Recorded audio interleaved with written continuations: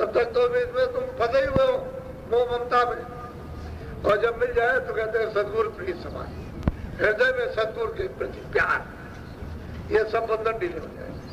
फिर क्या, सेवा, जैसे कोई आ जाता है उनकी सेवा, वैसे घर की सेवा, बच्चों की सेवा, फिर सेवा कर्तव्य हो जाता है।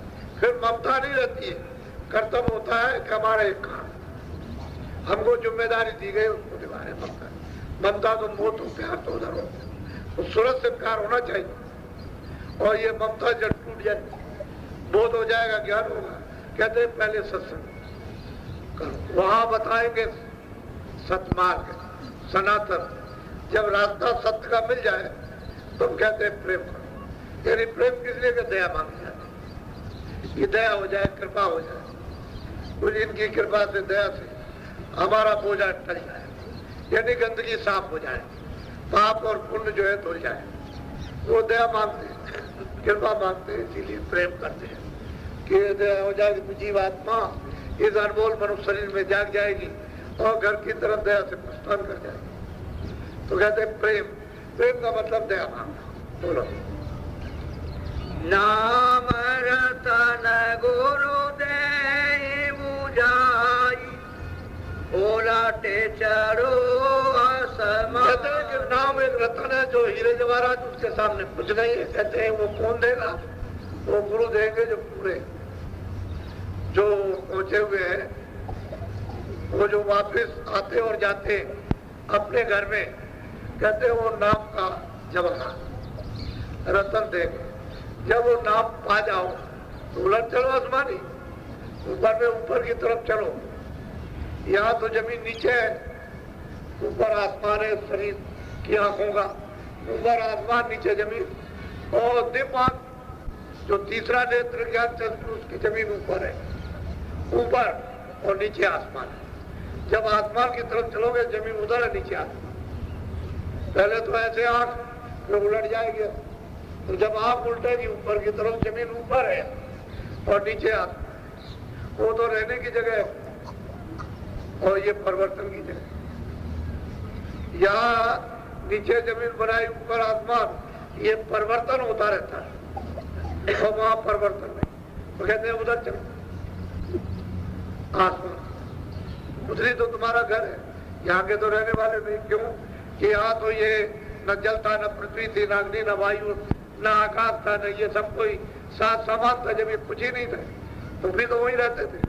लेकिन जब उधर से आए, कपड़ा पहन लिया तो बंधन हुआ, उस कपड़े के अंदर बंद कर दिया।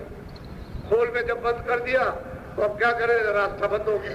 पहले तो रास्ता खोल में खुला था, दिमाग ज्ञान चक्षु तीसरा नेत्र खुला था, आते जाते थे, देखते थे, सुनते थे। लेकिन अब बंद हो गया तो सुनाई देता था, दिखाई, तो रास्ता ही बंद हो गया। तो जब महात्मा मिले और जब तुमको नाम का रतन वो जवाहरात तुमको दे तो तुम उसको पकड़ो, सुनो और उलट चलो आसमान की तरफ। उधर खुले हुए मैदान है, अंधेरे का नाम निशान नहीं, उजाला ही उजाला, प्रकाश ही प्रकाश, लाइट ही लाइट। उसी में तो अद्भुत रचना है, सुंदर सुंदर रचना। इधर कुछ नहीं है, ये तो उस रचना की नकल है। इस स्टूल में तो नकल में कितनी बनावट नकल में आएगी, वो तो वहां चेतन रचना और ये जड़ रचना। तो अब चेतन की नकल यहाँ नहीं, वो तो जितनी जड़ में हो सकती है उतनी नकल, लेकिन ये कुछ नहीं है, ये कुछ भी रचना नहीं। और उधर दिव्य रचना, उधर दिव्य लोक, उधर दिव्य सुंदरता, उधर दिव्य आनंद है, वो असल में जीवात्माओं का।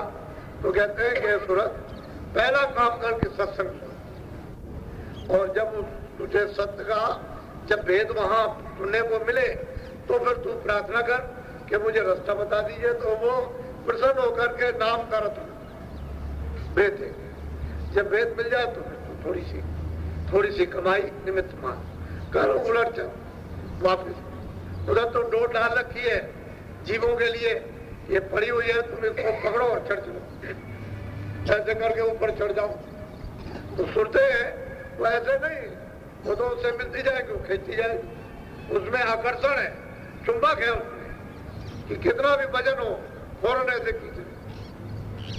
ये सारा जो टिका हुआ है उसी आवाज के ऊपर में एक कशिश से टिका है। अगर आवाज ना हो तो ये कुछ भी नहीं है। उसी आवाज की कशिश पर ये तनाव है। वो आवाज बंद कर ले क्षणों में, यानी पलक तो मारना बहुत देर की बात, उसमें भी कुछ नहीं दिखाई दे रहा है। सब ना आसमान न जमीन, न ये मतलब ये है कि समुद्र, न ये पेड़ पालो, न आप, कोई कुछ नहीं दिखाई देगा। सच जैसे कोई चीज आई, आवाज ही सुन सकती। ये रचना जितनी भी है सब आवाज। तो कहते हैं धीरे से तुम नाम जवाहरात पा करके पकड़ लोगी तो ये सूरत तुम अपने घर की तरफ चढ़ चलोगी, उलट चलो आसमान। ये परदेश है उधर तुम्हारा घर। बोलो इतना काम करो तुम अब के, फिर आगे की सतगुरु। बहुत प्यार से समझाते हैं कि तुम दरवाजे पर दोनों आंखों के मध्य भाग में बैठी हो। तुम अब की बार कितना काम करो कि वो नाम रतन तुमको दे दे, तो दरवाजे पर हाजिरी दो, रोज बैठो। तुम उस आवाज को, उस नाम को, शब्द को, देववाणी को तुम पकड़ो और पकड़ करके तुम उसको ध्यान से गौर से सुनो और चढ़ने की कोशिश करो। अगर इतना काम कर लिया फिर आगे की तो संत सदगुरु जो है वो सब करेंगे, क्योंकि वो तो इसीलिए आते ही कि जीव किसी तरह से भी इधर से अपने वापस घर में लौट जाए। उनका तो यही काम ही है। वो तो इस देश में ये सौदा ही करते हैं, चलो चलो ले चले तुमको, चलो चल दो, चलो घर की तरफ में। वो तो सौदा करते हैं। जैसे सौदागर कहीं से सामान खरीद लेता है तो खरीद के ले जाएगा दुकान से या कारखाने से, ऐसे सौदा करते हैं मनुष्य रूपी मंदिर में कि जीवात्माओं को कहते हैं चलो तुम्हारे ये सब पाप बाहर मुझे लदे हुए चुक चुकान के इनको सब को उतार देंगे, तुम चलो तो कम से कम। तो चलने की तैयारी तो पहले वो सत्संग, जब वहां खबर पड़े सत्य की तो फिर उसमें दया आ जाएगी। तो फिर वो मांग कि दया कर दीजिए, रास्ता दे दीजिए, भेद बता दीजिए। जब वो भेद दे दे, रास्ता दे दे, तब इतना काम करो। ये तो बहुत सरल है, सब कर सकते हैं। स्त्री पुरुष बच्चे, 12 वर्ष के बच्चे सब कर सकते हैं। बहुत आसान कलयुग में कर दिया गया। इसमें कोई मुश्किल नहीं कि पहले जैसा योग नहीं है, पहले जैसा ये शारीरिक कष्ट नहीं है, कठिन साधनाएं नहीं है। ये तो सुलभ है। नाम ऊपर से आ रहा, सूरज चेतन है, उस नाम के साथ में जोड़ना है। जो आंख और कान और नाक बंद कर रही उसी पर्दे को हटा करके खोलना। तो वो महात्मा की जब मेहर और दया हो जाएगी तो जल्दी काम हो जाएगा। तो कहते हैं इतना काम करो तुम अब की, फिर आगे की सब हो जाए। तुम क्यों घबराते हो? जो जिस काम के लिए आता है वो अपना काम करता है। लेकिन तुमको अगर वो महापुरुष मिले ही नहीं तो सारे जीवन भटकते हैं। सब रामायण इकट्ठी करो, गीता और वेद साथ इकट्ठे करो तो क्या तुम्हारा कल्याण हो जाएगा? कुछ नहीं। सबके मंदिर बना लो और गाँव पूजा करते हैं तभी कुछ हो, क्योंकि ये तो जड़ पूजा है। चेतन पूजा तो है नहीं, चेतन तो जीवात्मा है। तो जीवात्मा से तो कोई पूजा आपने की नहीं, ये शरीर से जड़ से की। तो जड़ से चेतन तो मिलने वाला नहीं। जड़ से जड़ का फल जहां जहां शरीर धारण करोगे वो मिल जाए। पशु में, पक्षी में, मतलब है कि जानवरों में, आदमी में, जहां जहां आपको फिर शरीर मिलेगा उसका फल आपको सारी जड़ मिल जाए। लेकिन चेतन है, सूरज चेतन है, उससे कोई भी चेतन से चेतन की पूजा नहीं करता, चेतन से चेतन का भजन नहीं करता, चेतन से चेतन की आवाज को नहीं सुनता, कोई नाम नहीं पकड़ता।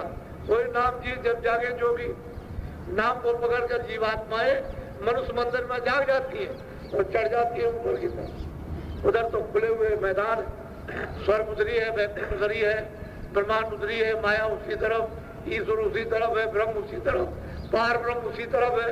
उस तरफ में ये सब उधर खुले हुए। लेकिन चलो तो कम से कम। तो कहते हैं इतना काम थोड़ा तुम करो। जब भेद मिल गया, नाम का रतन मिल गया, थोड़ा दरवाजे पर रोज बैठना, दोनों आंखों के मध्य भाग पे ये घाट है। ये सूरज जहाँ बैठी है वहाँ घाट है, दरवाजा है। तो कूड़े कचरे को थोड़ा सा तुम मेहनत करो, थोड़ी सी निमित मान और बाकी वो महापुरुष मेहनत करेंगे तो जल्दी टल जाएगा, हट जाएगा। जब गंदगी साफ हो जाए तो आँख खुले, कान खुले लगे। वो दीप आँख है, दीप कान है, तीसरी आँख, तीसरा नेत्र है। लेकिन अब चूंकि वो बंद हो गया तो बाहर की 2 आंखें और 2 कान और 2 नाक, इनको फाड़ फाड़ कर देखते हो और इधर से सुनते हो और सुनते हो। ये सब चीजें जड़ और वो जीवात्मा। तो उसमें जो आंख और कानों से तो काम लिया, बाहर के अंगों से काम लेते। बाहर के अंग जो है आंख और कान, नाक, ये जड़, इससे तो उस चेतन की पूजा नहीं हो सकती। जीवात्मा चेतन है, उसमें आंख है, उस चेतन में आंख है, उसमें कान है और नाक है।